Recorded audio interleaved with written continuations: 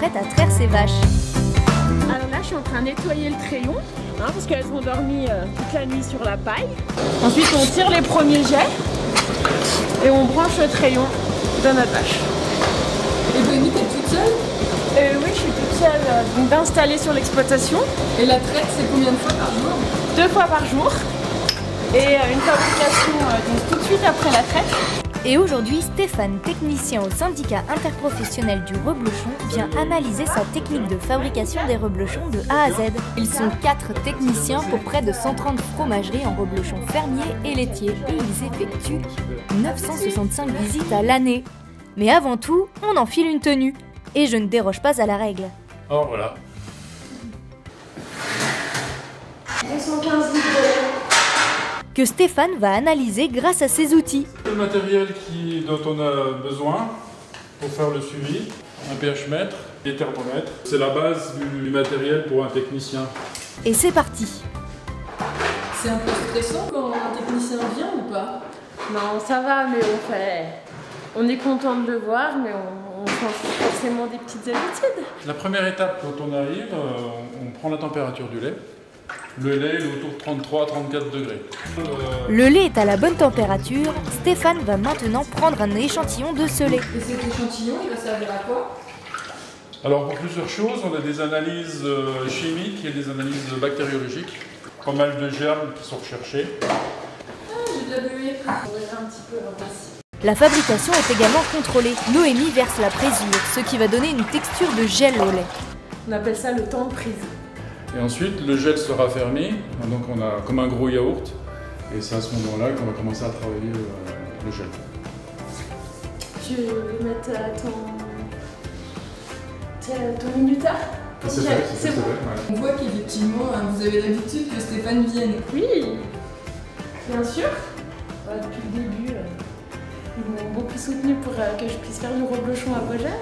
Et quand j'ai eu le projet, j'ai tout de suite vu avec le syndicat du reblochon pour voir l'accompagnement. Et ils ont tout mis en place pour que je puisse m'installer et que je puisse faire du reblochon ici.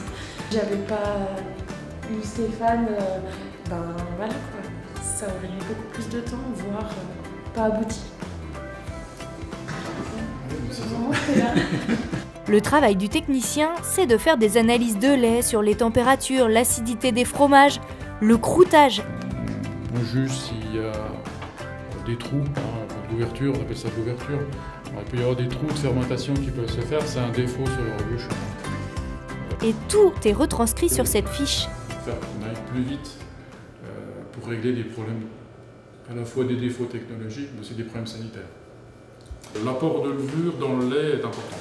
Au séchoir, on va retourner les reblochons donc, tous les jours. Vu que c'est un fromage à croûte lavée et brossée, il y a du gras sur le fromage. C'est une phase très importante au niveau de l'évolution des croûtages en reblochon. Le reblochon, on l'aime, mais on a tous des petites préférences. Et quelqu'un va vouloir un petit peu plus ferme pour pouvoir l'emporter. Et d'autres vont aimer qui coule un peu sur la table. Voilà. D'accord. Donc tu fais en fonction de ton dosage de présure, il va faire en fonction de ce que tu recherches au niveau format, au niveau texture. Voilà. Ah ben ça c'est inédit. Ouais. Chaque reblochon est unique et respecte un cahier des charges et des techniques ancestrales. Et je vais faire la croix. Stéphane garde un œil expert pour aider les producteurs de reblochons fermiers à faire d'excellents reblochons. Encore des choses à améliorer? La façon dont elle décaille, il y a peut-être des améliorations à faire. Dans l'ensemble, il n'y a rien de complètement anormal. Donc là, je fais un prélèvement de sérum, c'est le sérum au décaillage, et qui va me permettre de suivre un petit peu les contaminations éventuelles, si on a eu des contaminations entre le lait et la phase de décaillage. Chaque étape est passée au peigne fin. Et puis voilà, on fait un métier, on doit se remettre tous les jours en question. Voilà, parce qu'on est éleveur, on est fromager, et donc on a besoin de s'entourer des bonnes personnes. Donc tout ça pour respecter déjà notre cahier des charges du reblochon. Et après, c'est toutes des petites astuces qui vont nous permettre d'avoir un bon produit. Le technicien peut donner un coup de main aussi. On a des acidifications qui se font bien parce qu'on couvre les fromages, parce que les locaux sont suffisamment chauds Cela favorise le bon travail des ferments lactiques et donne une texture fondante au reblochon, ce que nous allons vérifier en le dégustant.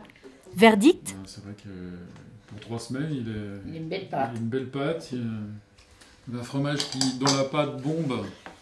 Comme ça, c'est vraiment la qualité top. Il est excellent. On sent qu'il y a du métier quand même. Merci.